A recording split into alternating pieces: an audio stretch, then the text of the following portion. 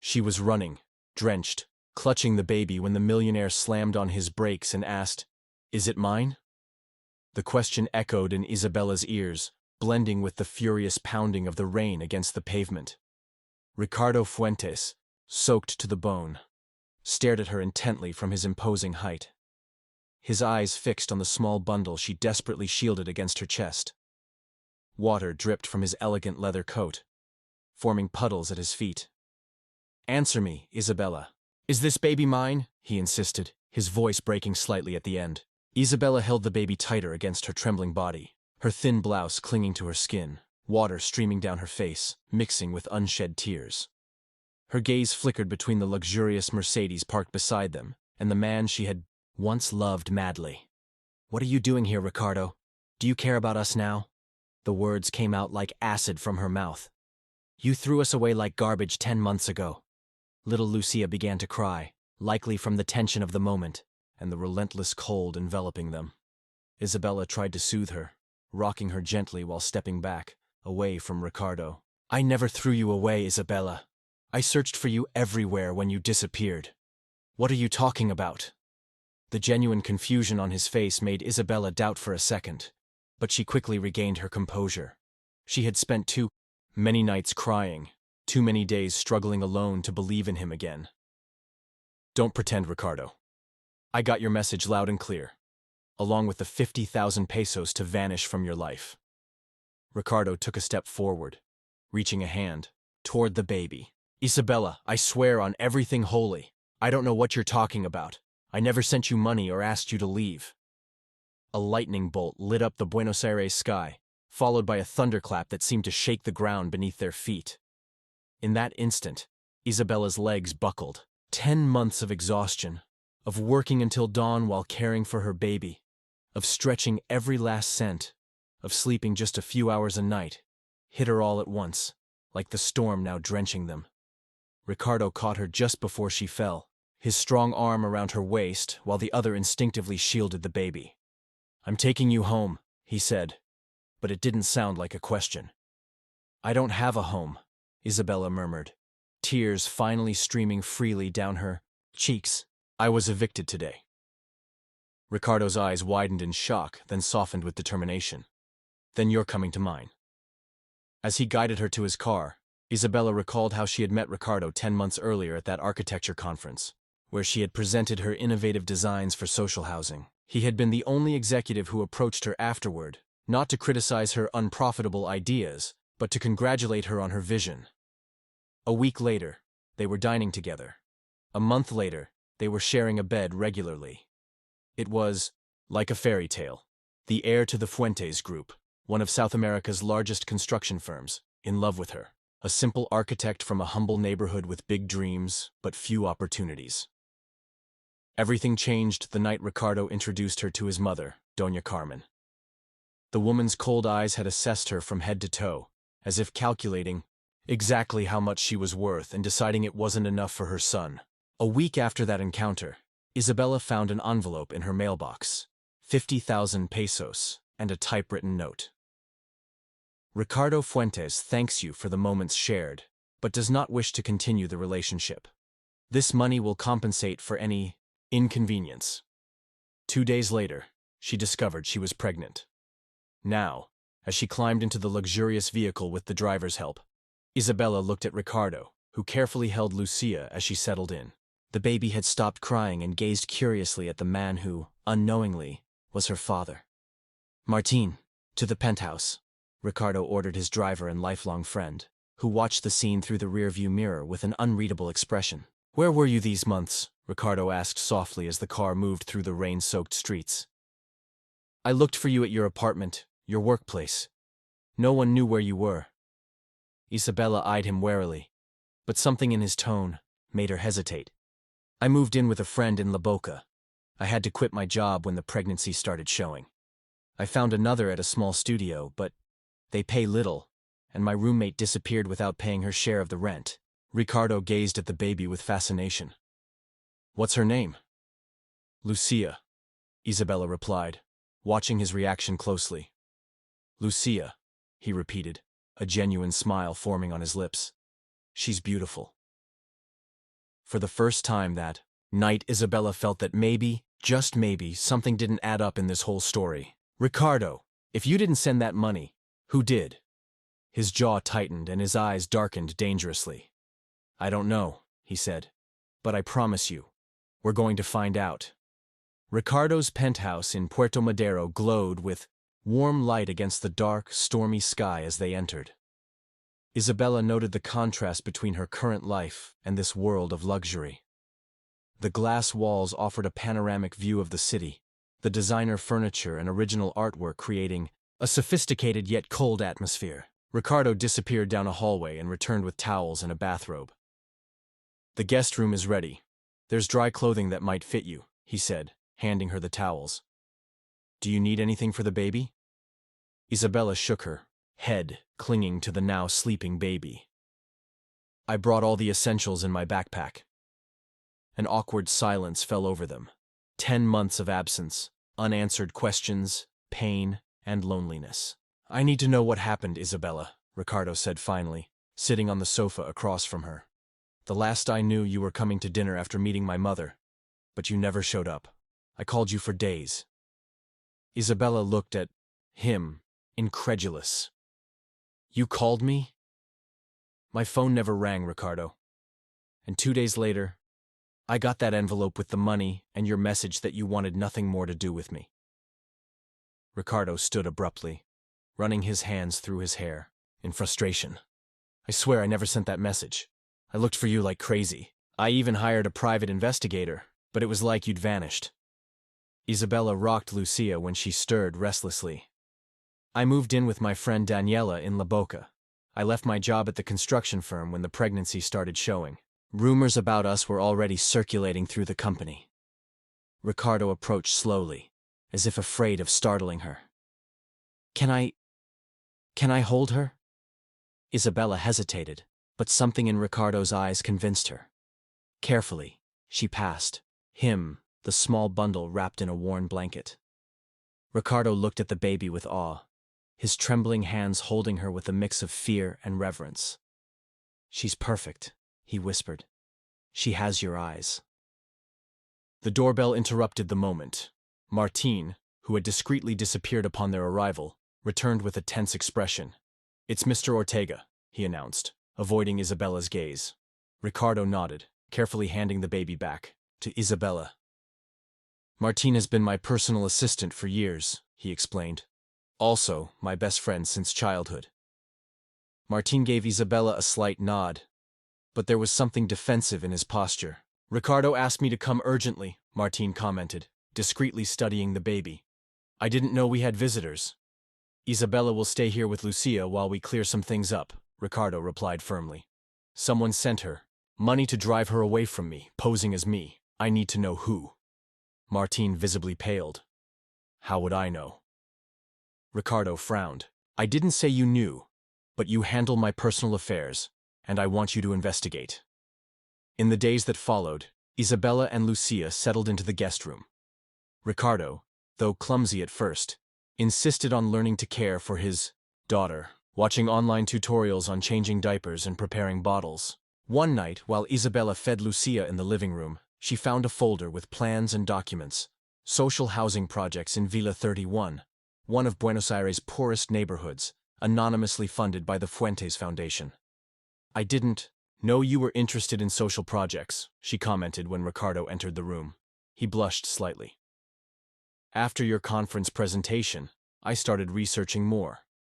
You're right that decent housing is a right, not a luxury. Isabella looked at him with new eyes. This wasn't the cold, calculating businessman she had imagined after receiving that envelope. Their conversation was interrupted by the unexpected arrival of Doña Carmen, who entered unannounced with the key Ricardo had never asked her to return. Ricardo, is it true what Valentina told me, that you canceled dinner with her parents to... She froze upon seeing Isabella with the baby. What is she doing here? Ricardo stood, positioning himself protectively in front of Isabella and Lucia. Mother, meet your granddaughter, Lucia. Doña Carmen stared at the baby as if she were an alien creature. You've lost your mind. How do you know she's yours?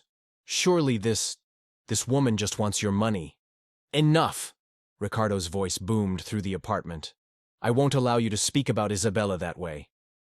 Doña Carmen raised an eyebrow, regaining her composure. At the very least, you should do a paternity test before throwing away your future with the Echeverias for the bastard of some nobody. Isabella stood, clenching her teeth to contain her rage. I don't need your money, ma'am. For 10 months I've supported my daughter without anyone's help. I only came because Ricardo insisted on clearing things up. Ricardo took Isabella's hand. I'll do the paternity test, mother. Not because I doubt Lucia is mine, but because I want the legal documentation to recognize her officially as my heir. Doña Carmen paled at this declaration. You're making a grave mistake, Ricardo. Think about the company, the family. I am thinking about my family, he replied, looking at Isabella and Lucia. And they are my family now. After Doña Carmen left, a heavy silence fell over the apartment. I'll do the test, Isabella said finally. Not to prove anything to your mother, but so you can be sure. Ricardo shook his head. I know she's mine. I knew it the moment I saw you with her in the rain. But the test will protect us legally. That night, while Lucia slept, Isabella found Ricardo on the balcony, gazing at the illuminated city. Why didn't you look for me sooner? He asked softly. Why did you believe so easily that I'd rejected you? Isabella leaned on the railing beside him.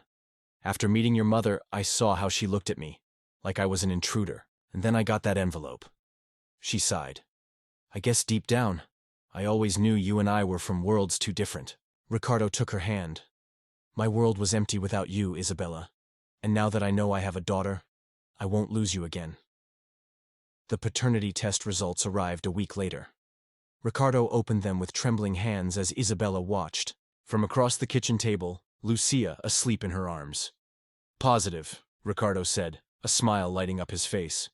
Though I never doubted it. Isabella nodded, a mix of conflicting emotions swirling inside her. On one hand, she felt relief that Ricardo now had the confirmation he needed.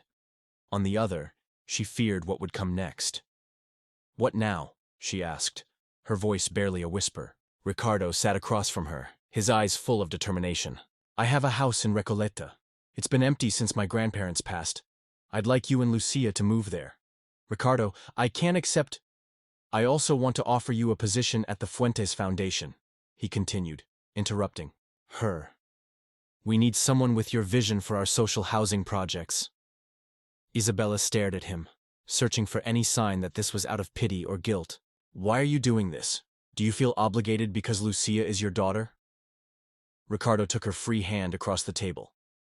I'm doing this because for 10 months, I haven't stopped thinking about you for a single day. Because we now have a beautiful daughter. And because I believe in your talent, Isabella, I always have. The following days were a whirlwind. Isabella visited the house in Recoleta, an old mansion with high ceilings and a small but lovely garden. She also toured the Fuentes Foundation offices, where Ricardo introduced her to the team as the most innovative architect of her generation.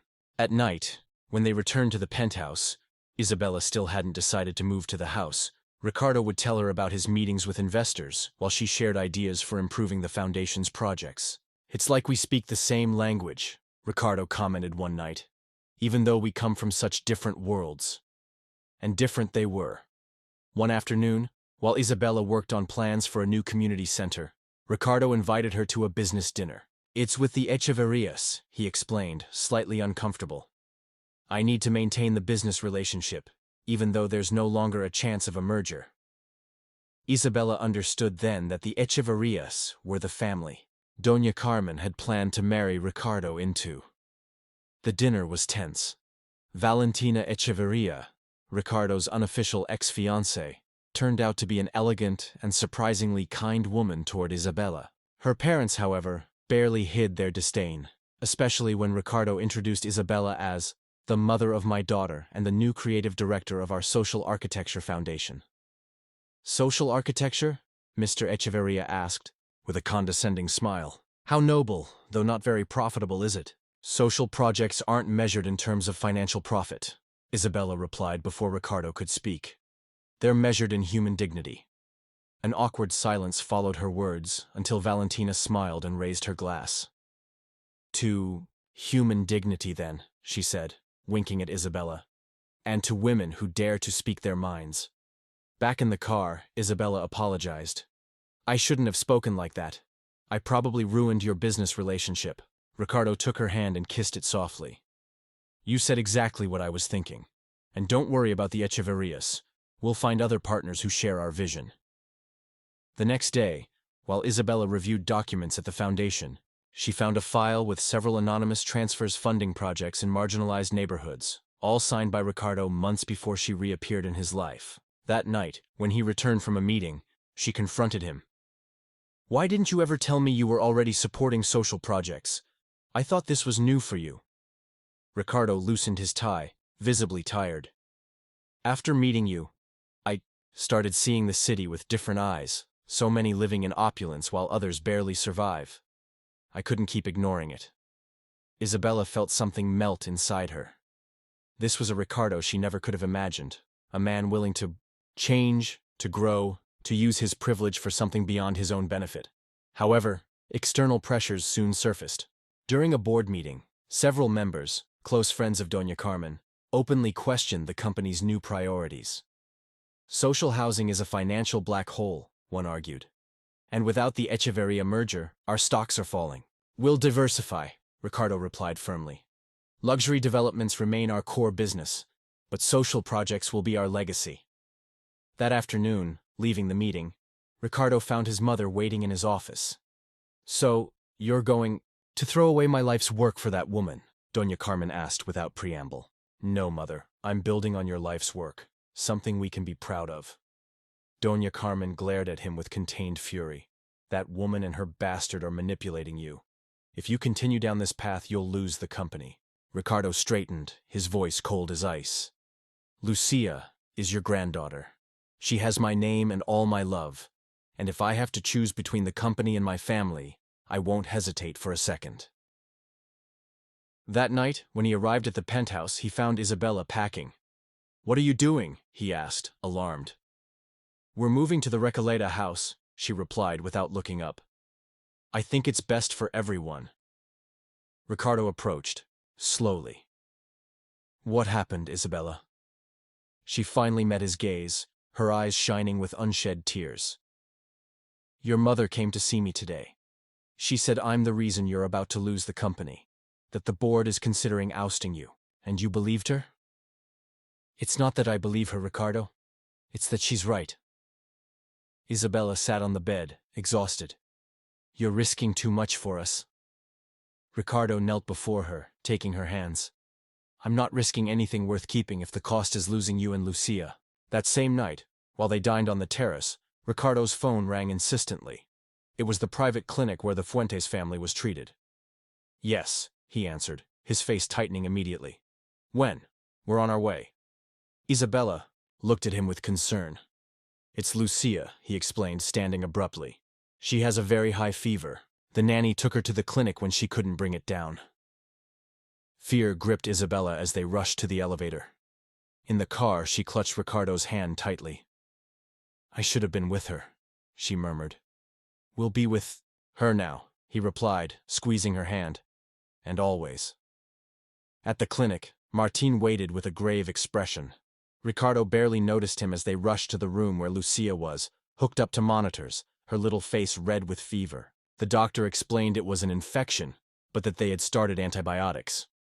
I have a crucial board meeting tomorrow, Ricardo muttered, running a hand through his hair. If I don't attend, they'll vote to oust me. Isabella looked at him, surprised by the worry in his voice. Go to your meeting.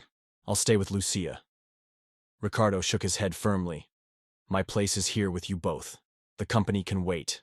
And in that moment, watching Ricardo stay up all night by his daughter's bedside, Isabella finally let her heart believe what her eyes had already seen. This man truly loved her, and their daughter more than his entire business empire. After 3 days of anguish, Lucia began to recover. Her fever dropped, and soon she was the smiling baby who lit up her parents' lives again.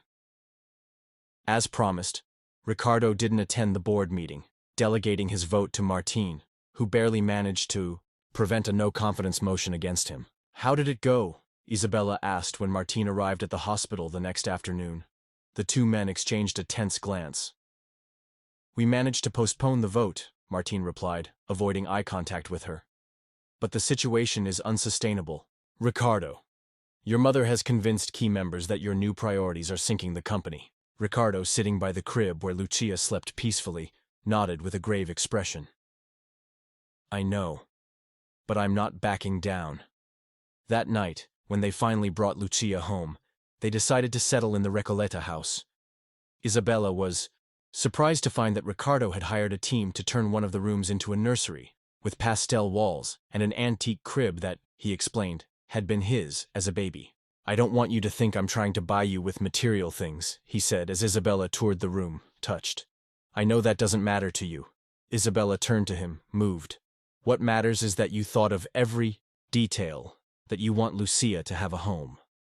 Ricardo approached slowly, and for the first time since their rainy reunion, kissed her. A tentative kiss, as if asking if there was still hope for them. Isabella responded with the same tenderness, finally allowing herself to believe they might have found their way back to each other. However, the peace was short-lived. The next morning, while they had breakfast, Martine appeared at the door, his expression tortured. I need to talk to you, he said, wringing his hands nervously. Both of you. Ricardo invited him to sit, concerned by his lifelong friend's evident distress. What's wrong, Martine? The man took a deep breath before speaking. I was the one who delivered the envelope with the money to Isabella. An icy silence fell over the room. Isabella felt the blood drain from her face as Ricardo stood slowly, his eyes narrowing dangerously. What are you saying? Ricardo's voice was barely a whisper. Martine didn't look up. I delivered the envelope, but it was your mother who ordered me to do it. My mother? Ricardo slammed his fist on the table, making the cups jump. And you obeyed? My best friend? Betraying me like this? She told me it was for your own good, Martine continued, his words tumbling out. That Isabella was distracting you from your responsibilities, that the Echeverrias were about to withdraw their merger offer. She said you agreed but didn't want to face her directly. Isabella listened, paralyzed, as the pieces of the puzzle finally fell into place. The money, the note, it was all Doña Carmen's idea, she murmured. I don't care whose idea it was, Ricardo growled, glaring at Martine. What matters is that you, who I considered my brother, betrayed me. You kept us apart for 10 months. You made me miss my daughter's birth. Martine finally looked up, his eyes shining with tears. I'm so sorry, Ricardo. Not a day goes by that I don't regret it, but your mother, she can be very convincing. And Out of my house, Ricardo's voice thundered through the room. Martine stood, trembling. Please, Ricardo, 30 years of friendship. What? Did you just throw away? Ricardo replied, pointing to the door. Get out before I say something I'll regret. After Martine left, Ricardo slumped into the chair, his face a mask of fury and pain. I never thought my own mother, that Martine.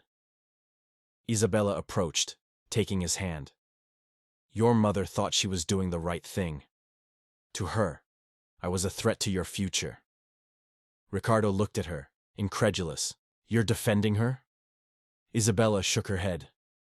What she did was terrible, but I understand where it came from. She built an empire and is afraid you'll lose it because of someone like me. Ricardo laced his fingers with hers. Someone like you is exactly what I need in my life. Someone authentic, with principles, who sees beyond money and power. That afternoon, Ricardo drove to his mother's mansion in San Isidro. Isabella stayed home, respecting that this was a conversation he needed to have alone. The discussion, he later told her, was brutal. Doña Carmen didn't deny her role in the plan to separate them, defending her actions as necessary to protect the family legacy. Protect the family legacy by separating me from the mother of my daughter? Ricardo had shouted. By depriving me of seeing Lucia born, her first months? That girl isn't right for you, Doña Carmen had insisted. The Echeverrias were the perfect alliance. Valentina is from our world. Your world is cold and calculating, mother, and I don't want to be part of it anymore. Ricardo returned home that night with an expression Isabella had never seen in him, determination mixed with deep sadness. I told her I don't want her in our lives until she sincerely apologizes to you, he explained, pouring himself a glass of whiskey. She can't be near Lucia if she doesn't respect her mother. Isabella hugged him from behind, resting her forehead against his back. I'm so sorry, Ricardo. I never wanted to cause this rift in your family. He turned, framing her face with his hands. You and Lucia are my family now, and we'll build something better than what we left behind. In the weeks that followed, Ricardo restructured the Fuentes Group, distancing himself from traditional partners and aligning with younger investors who shared his new vision.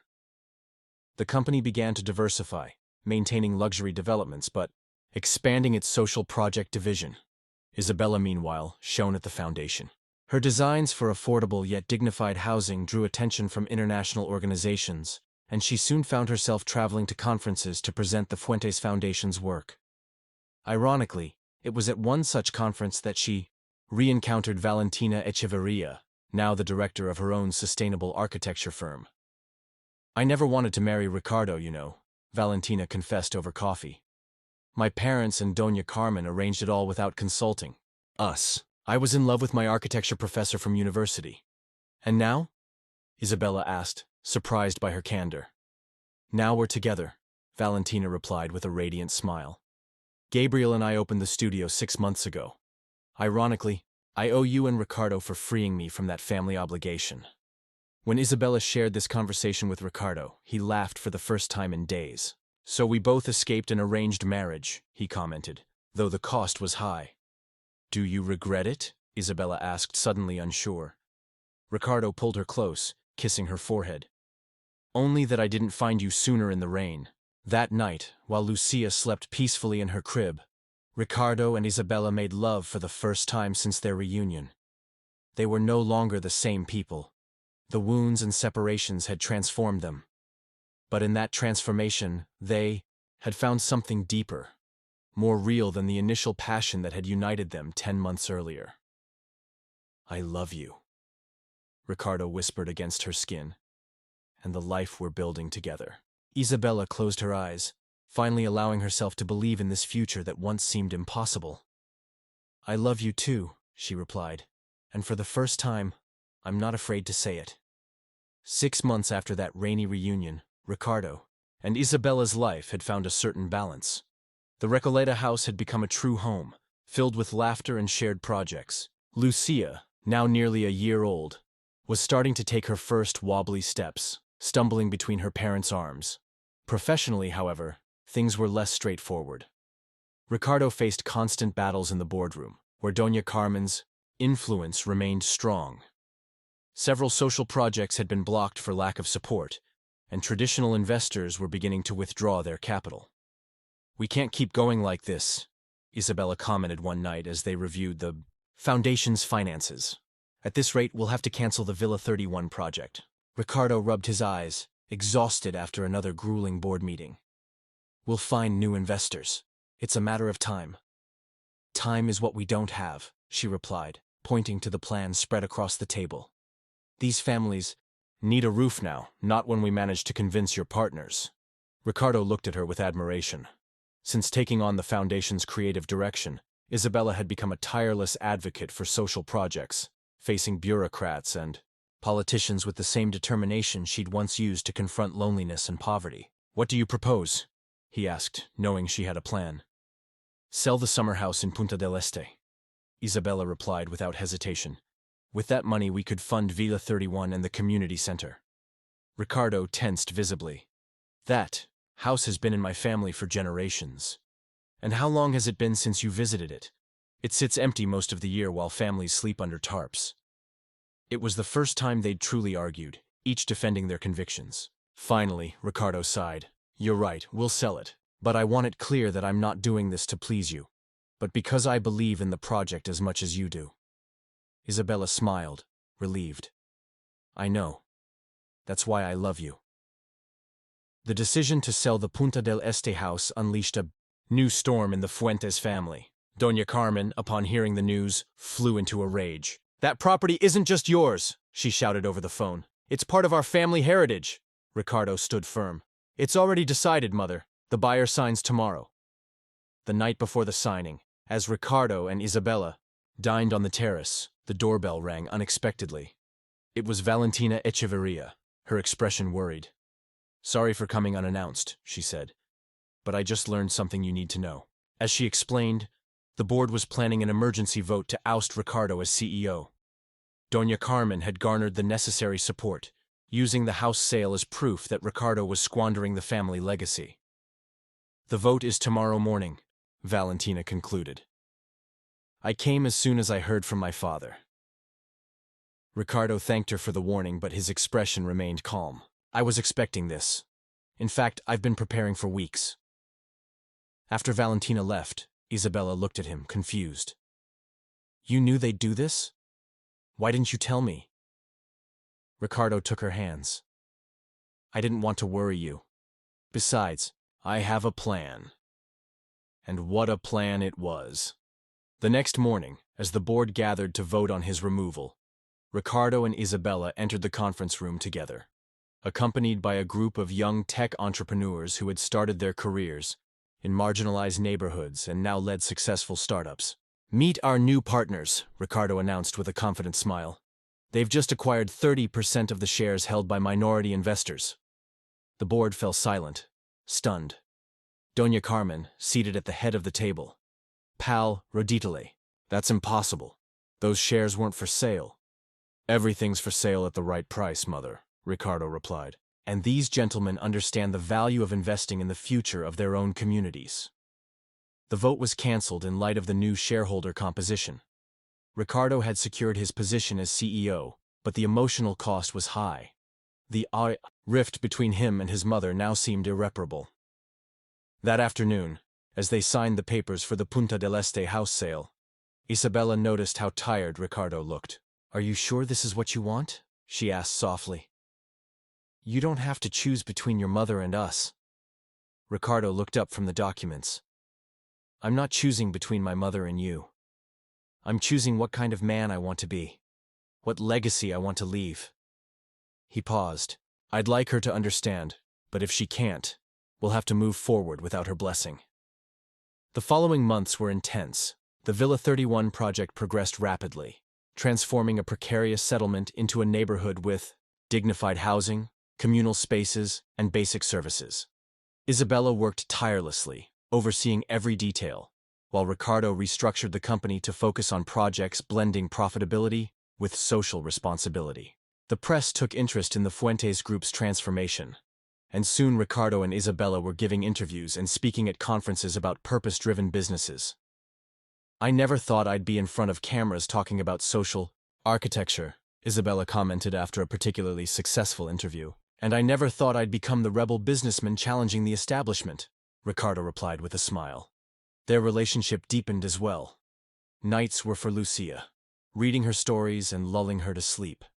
Afterward, it was just the two of them, sometimes working late on new projects, other times simply enjoying each other's company, rediscovering one another after so many months apart. One night, Ricardo found Isabella on the balcony, gazing at the city.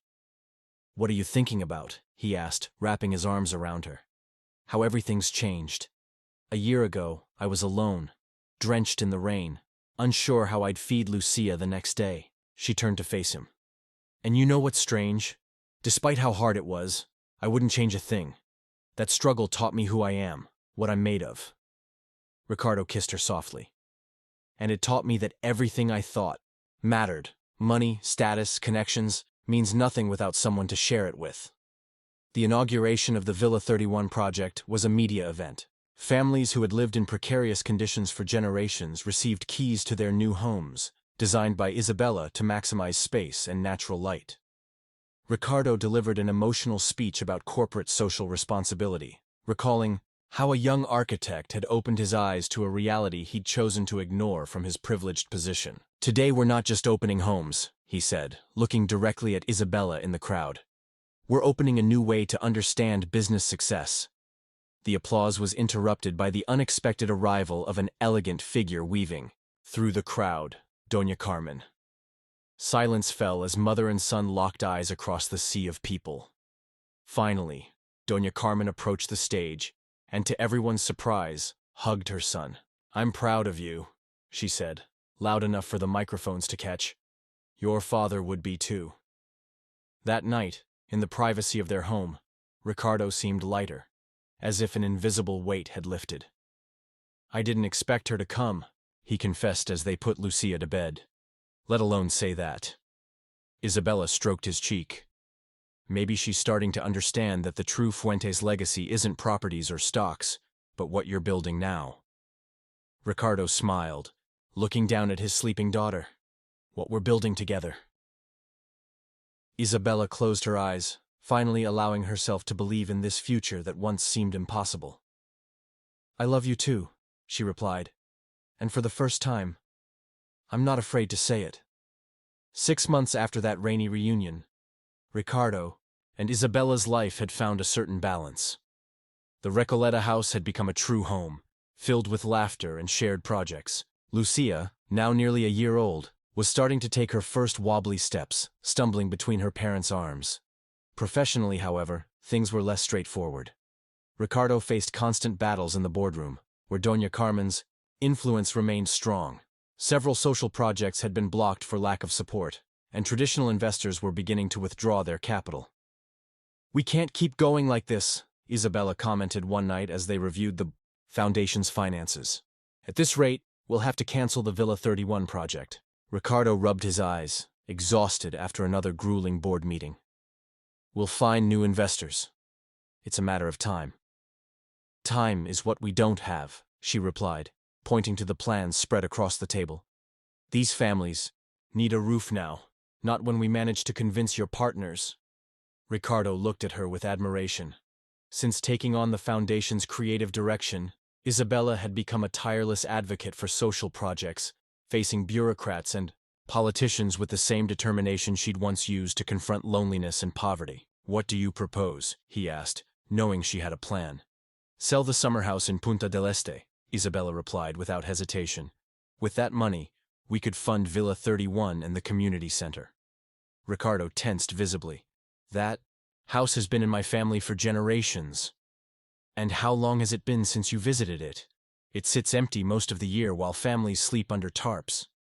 It was the first time they'd truly argued, each defending their convictions. Finally, Ricardo sighed. "You're right, we'll sell it. But I want it clear that I'm not doing this to please you, but because I believe in the project as much as you do." Isabella smiled, relieved. "I know. That's why I love you." The decision to sell the Punta del Este house unleashed a new storm in the Fuentes family. Doña Carmen, upon hearing the news, flew into a rage. "That property isn't just yours," she shouted over the phone. "It's part of our family heritage." Ricardo stood firm. "It's already decided, Mother. The buyer signs tomorrow." The night before the signing, as Ricardo and Isabella dined on the terrace, the doorbell rang unexpectedly. It was Valentina Echeverria, her expression worried. "Sorry for coming unannounced," she said, "but I just learned something you need to know." As she explained, the board was planning an emergency vote to oust Ricardo as CEO. Doña Carmen had garnered the necessary support, using the house sale as proof that Ricardo was squandering the family legacy. "The vote is tomorrow morning," Valentina concluded. "I came as soon as I heard from my father." Ricardo thanked her for the warning, but his expression remained calm. "I was expecting this. In fact, I've been preparing for weeks." After Valentina left, Isabella looked at him, confused. "You knew they'd do this? Why didn't you tell me?" Ricardo took her hands. "I didn't want to worry you. Besides, I have a plan." And what a plan it was. The next morning, as the board gathered to vote on his removal, Ricardo and Isabella entered the conference room together, accompanied by a group of young tech entrepreneurs who had started their careers in marginalized neighborhoods and now led successful startups. "Meet our new partners," Ricardo announced with a confident smile. "They've just acquired 30% of the shares held by minority investors." The board fell silent, stunned. Doña Carmen, seated at the head of the table, pal roditale. "That's impossible. Those shares weren't for sale." "Everything's for sale at the right price, Mother," Ricardo replied. "And these gentlemen understand the value of investing in the future of their own communities." The vote was cancelled in light of the new shareholder composition. Ricardo had secured his position as CEO, but the emotional cost was high. The rift between him and his mother now seemed irreparable. That afternoon, as they signed the papers for the Punta del Este house sale, Isabella noticed how tired Ricardo looked. "Are you sure this is what you want?" she asked softly. "You don't have to choose between your mother and us." Ricardo looked up from the documents. "I'm not choosing between my mother and you. I'm choosing what kind of man I want to be, what legacy I want to leave." He paused.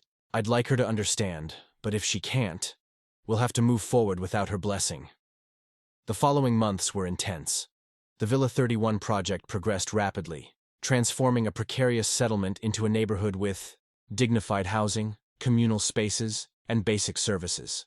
Isabella worked tirelessly, overseeing every detail, while Ricardo restructured the company to focus on projects blending profitability with social responsibility. The press took interest in the Fuentes Group's transformation, and soon Ricardo and Isabella were giving interviews and speaking at conferences about purpose-driven businesses.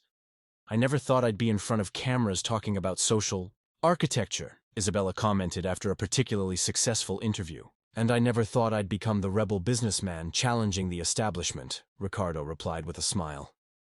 Their relationship deepened as well. Nights were for Lucia, reading her stories and lulling her to sleep. Afterward, it was just the two of them, sometimes working late on new projects, other times simply enjoying each other's company, rediscovering one another after so many months apart. One night, Ricardo found Isabella on the balcony, gazing at the city. "What are you thinking about?" he asked, wrapping his arms around her. "How everything's changed.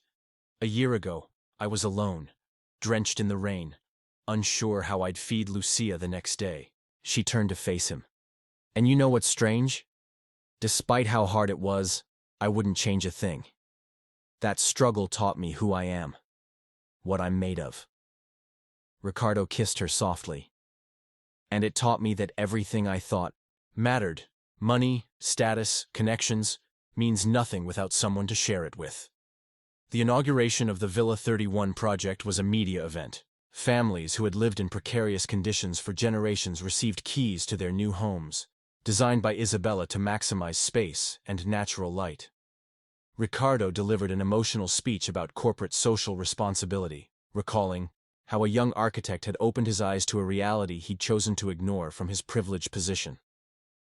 "Today, we're not just opening homes," he said, looking directly at Isabella in the crowd. "We're opening a new way to understand business success." The applause was interrupted by the unexpected arrival of an elegant figure weaving through the crowd, Doña Carmen. Silence fell as mother and son locked eyes across the sea of people. Finally, Doña Carmen approached the stage and, to everyone's surprise, hugged her son. "I'm proud of you," she said, loud enough for the microphones to catch. "Your father would be too." That night, in the privacy of their home, Ricardo seemed lighter, as if an invisible weight had lifted. "I didn't expect her to come," he confessed as they put Lucia to bed, "let alone say that." Isabella stroked his cheek. "Maybe she's starting to understand that the true Fuentes legacy isn't properties or stocks, but what you're building now." Ricardo smiled, looking down at his sleeping daughter. "What we're building together." The reconciliation with Doña Carmen was fragile but real. She began visiting the house occasionally, bringing gifts for Lucia, and slowly, establishing a civil relationship with Isabella. "We'll never be best friends," Isabella commented after one such visit. "But at least we can be in the same room without sparks flying." "It's a start," Ricardo replied. "And for a Fuentes to admit a mistake is as rare as finding water in the desert." Life seemed to be on track at last. New projects flourished, Lucia grew healthy and happy, and Ricardo and Isabella's relationship strengthened daily. Until one afternoon, Martín appeared at the door, his face gaunt and expression deeply anguished. "I need to talk to you," he told Ricardo. "There's something else you need to know." Ricardo eyed Martín in the doorway, his face a mix of surprise and wariness. "You've said enough," he replied curtly, trying to close the door. Isabella appeared behind him, holding Lucia. "Ricardo, let's hear him out," she said softly. If he came here after all this time, it must be important. Martin looked at them with pleading eyes, his disheveled appearance a stark contrast to the impeccable image he'd always maintained as Ricardo's personal assistant. 5 minutes, Ricardo conceded, stepping aside to let him in. In the living room, Martin declined the coffee Isabella offered, too nervous to drink. His hands trembled as he sat on the edge of the sofa. "What I have to say isn't easy," he began, staring at the floor. "I didn't just help your mother separate you from Isabella. I convinced her it was necessary." Ricardo's face hardened.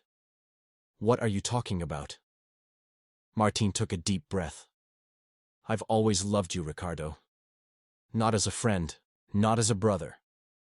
He looked up, his eyes glistening with unshed tears. "I've been in love with you since we were teenagers." A heavy silence fell over the room. Isabella hugged Lucia tighter, as if shielding her from the tension in the air. "When Isabella came along," Martin continued, "I saw how you looked at her. You'd never looked at me that way, and I couldn't bear it. When your mother voiced concerns about your relationship, I exaggerated everything. I told her Isabella was ruining your focus at work, that investors were getting restless. I helped her plan how to separate you." Ricardo stood completely still, his face an unreadable mask. "Why are you telling me this now?" he asked finally, his voice barely a whisper. "Because I can't live with this," Martin replied. "Because seeing you happy with her and your daughter makes me realize how selfish I was. Because I need your forgiveness to move forward." Ricardo stood abruptly. "My forgiveness? After you stole 10 months with my daughter? After letting Isabella go through her pregnancy alone, struggling every day to survive while I lived ignorantly in my privileged world?" "Ricardo," Isabella interjected, passing Lucia to his arms. "Listen to him. Not to absolve him, but to understand." Martin looked at Ricardo holding his daughter, an image that seemed to burn him from within. "I don't expect you to forgive me now or tomorrow, maybe never. But I needed you to know the whole truth. I'm leaving the country.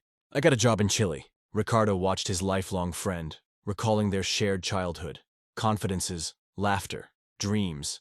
30 years of friendship destroyed by jealousy and secrets. "I don't know what to say to you, Martin." "You don't have to say anything," Martin replied, standing. "I just wanted you to know I'm truly sorry, and you deserve all this happiness." After Martin left, Ricardo sat in silence for a long time, gently rocking Lucia in his arms. "Are you okay?" Isabella asked finally. "I don't know," he answered honestly. "I feel anger, sadness, confusion. 30 years of friendship built on a lie." Isabella approached, embracing them both. "It wasn't entirely a lie, Ricardo. The friendship was real. His feelings for you were real too. He just didn't know how to handle them." Ricardo looked at her, amazed by her empathy. "How can you defend him after what he did to you?" Isabella smiled sadly. "I'm not defending him. What he did was terrible, but I understand what it's like to love someone and feel you'll never have them." That night, as Lucia slept, Ricardo asked Isabella about those 10 months they were apart. "How did you survive? How did you do it alone?" Isabella sat beside him on the bed, lacing her fingers with his. "It was so hard at first. When I found out I was pregnant, I cried for days. I thought about not going through with it," she confessed, her voice low. "But something inside me couldn't. It was a part of you I still had." Ricardo hugged her tightly, imagining her pain, her loneliness. "My friend Daniela offered me her couch while I looked for work.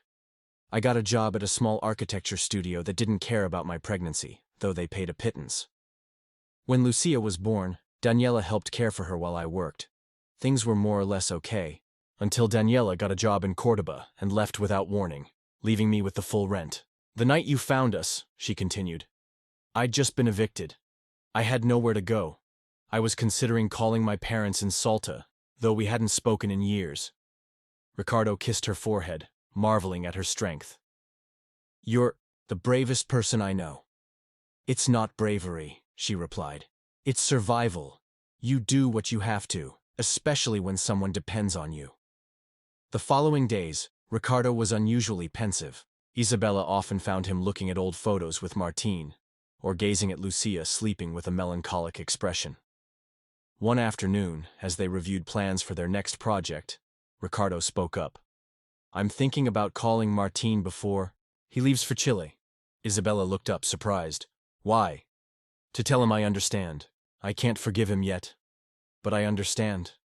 He sighed. "We all make terrible mistakes for love. Some are unforgivable, but that doesn't mean we can't find peace." Isabella smiled, proud of the man before her. "I think it's the right thing. For him. But especially for you." Days later, they received another unexpected visitor. Doña Carmen arrived unannounced, thinner and paler than they remembered. "I haven't been well," she confessed as Isabella invited her to sit. "The doctor says I had a small stroke." Ricardo, alarmed, approached his mother. "Why didn't you tell me? When did it happen?" 2 weeks ago. I didn't want to worry you with your new projects, and, well, we weren't on the best terms." Isabella watched the scene, torn between distrust of the woman who had tried to destroy her life and compassion for someone clearly vulnerable. "Would you like to meet your granddaughter?" she asked impulsively. "Properly this time." Doña Carmen's eyes lit up. "I'd love to." Isabella fetched Lucia, who was now toddling on chubby legs. The girl looked curiously at the elegant woman sitting beside her father. "Lucia," Isabella said gently, "this is your Grandma Carmen."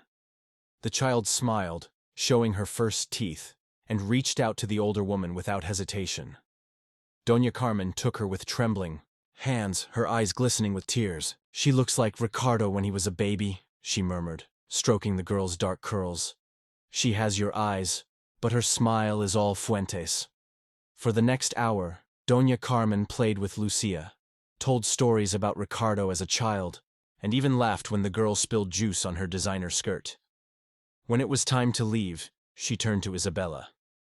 "I was wrong about you," she said with difficulty, as if the words physically pained her. "I thought you only wanted Ricardo's money, that you were using him. But now I see you make him happy, that you've given him purpose, and given me a beautiful granddaughter." She paused. "I'm sorry, Isabella, for everything." Isabella felt a lump in her throat. "Thank you, Doña Carmen. That means a lot to me and our family." The reconciliation with Doña Carmen, though fragile, marked a new chapter in their lives. She began visiting regularly, bringing gifts for Lucia, and slowly building a respectful relationship with Isabella. One rainy night, exactly a year after, the encounter that changed their lives, Ricardo took Isabella and Lucia to the same spot where they'd reunited. "What are we doing here?" Isabella asked, confused, as Ricardo parked the car in the exact place he'd stopped when he saw her, running in the rain. "I want us to remember where it all began," he replied, helping them out of the car. The rain fell softly, nothing like the downpour of that day, but enough to create the magical atmosphere only Buenos Aires's wet streets can have. Ricardo picked up Lucia, now a year and a half, who babbled happily, trying to catch raindrops with her tiny hands. "A year ago, in this very spot, my life changed forever," Ricardo said, looking at Isabella with intensity. "I thought I knew everything, had everything, but I had nothing until I found you both." He pulled a small box from his pocket and, to Isabella's surprise, knelt on the wet pavement, exactly where his shoes had soaked that night. "Isabella Mendez, would you do me the extraordinary honor of marrying me?" Inside the box wasn't the ostentatious diamond she might have expected from a man of his status, but a simple gold ring with tiny lapis lazuli inlays. Her favorite stone. Isabella looked at the ring, then at Ricardo kneeling in the rain with their daughter in his arms, and felt her heart expand until it almost hurt. "Yes," she replied, tears mixing with the rain on her cheeks. "But on one condition." Ricardo looked at her, amused and nervous. "What's that?" "That we build our life as equals, that neither sacrifices their dreams for the other, that we grow together, not at each other's expense." Ricardo stood, sliding the ring onto her, finger with slightly trembling hands, I couldn't ask for it any other way, he replied, before kissing her in the rain, as Lucia clapped and laughed between them. 2 years had passed since that rainy proposal. Ricardo and Isabella's life had transformed as much as the city, stretching before them. The bustle of the Villa Esperanza Community Center inauguration filled the air. Located in the neighborhood where Isabella grew up, the building's modern yet warm lines perfectly reflected the fusion of their worlds. Ricardo's efficiency and resources, with Isabella's social sensitivity and talent. Ricardo, dressed in jeans and a shirt, a notable change from the formal suits he once wore, carried Lucia, now a talkative 3.5-year-old who kept pointing at the colorful balloons decorating the entrance. "Mommy's going to cut the ribbon," the girl exclaimed, clapping as Isabella approached the red ribbon across the main entrance. Isabella, in a simple dress that highlighted her 6-month pregnancy, smiled radiantly as she took the scissors offered by the mayor. Her second pregnancy, unlike the first, had been planned and celebrated from the start. "This center," Isabella began, her voice clear and confident over the microphone, "is not just a building. It's a symbol of what we can achieve when different worlds collaborate instead of compete." Among the crowd, Doña Carmen watched with a mix of pride and resignation. Her relationship with the couple remained complex, but time and illness had softened her edges. She now visited her granddaughter regularly and had begun to accept, albeit with reservations, that her son's chosen path was valid and honorable. Not far from her, Martín observed the ceremony. After a year in Chile, he had returned to Buenos Aires, accepting Ricardo's offer to lead the Fuentes Foundation. Full forgiveness was still a distant horizon, but they had found a way to coexist, to rebuild something of what was lost, even if it was different. Valentina and her husband Gabriel were also present, now frequent partners in the foundation's projects. Their sustainable architecture firm had gained international recognition, and they often joked about how the failure of their arranged engagement was the best thing that ever happened to them. "With this inauguration," Isabella continued, "we're not just opening doors for the families of this neighborhood, but paving paths to a future where business success is measured by its social impact, not just its financial gains." The applause erupted as she cut the ribbon. Ricardo approached with Lucia still in his arms and kissed his wife softly, prompting whistles and more cheers from the crowd. As people began entering the building, a light drizzle started to fall, cooling the warm summer day. Ricardo looked up at the sky, smiling. "It seems even the heavens want to celebrate with us," he commented, extending a hand to feel the drops. Isabella took his free hand, lacing their fingers. "Remember when rain meant despair for me? That day, I was so desperate, so alone." Ricardo nodded, vividly recalling the image of Isabella, drenched, clutching her baby in the downpour. "And now it's a blessing," he replied, pulling a small umbrella from his jacket pocket. He opened it, shielding all 3, soon 4, under its protection as they walked into the center, greeting neighbors and officials. Doña Carmen approached them. "Congratulations," she said with a tense but genuine smile. "You've achieved something important here, Isabella." "Thank you, Carmen," Isabella replied, using her first name instead of the formal Doña Carmen for the first time. "It means a lot that you're here today." The woman stroked her granddaughter's cheek, who smiled at her unreservedly, with that childlike ability to forgive and love without conditions. "Your grandfather would be proud," Carmen told Ricardo, her eyes shining. "He always said, the Fuentes family should build more than just buildings." As they continued the tour of the center, showing off the training classrooms, daycare, medical offices, and communal spaces, Ricardo and Isabella exchanged complicit glances, recognizing, in every detail, the fruit of their joint work. In the central courtyard, where they'd installed a small fountain surrounded by native plants, Ricardo paused. "Do you know what the most important business decision of my life was?" he asked, looking at Isabella with intensity. She smiled, already knowing the answer. "Stopping your car in the rain that night." Ricardo nodded, gently rocking Lucia, who was starting to doze against his shoulder, exhausted from the day's excitement. "It wasn't a business decision," Isabella replied, caressing her belly where their second child grew. "It was fate." The rain fell harder now, pattering against the community center's roof, but it was no longer the prelude to tragedy, as it had been that night 2 years ago. Instead, it was the gentle accompaniment to a life built together, brick by brick, day by day, under the same umbrella that now shielded them. Not from life, but from its passing storms. Ricardo kissed her forehead tenderly. Fate.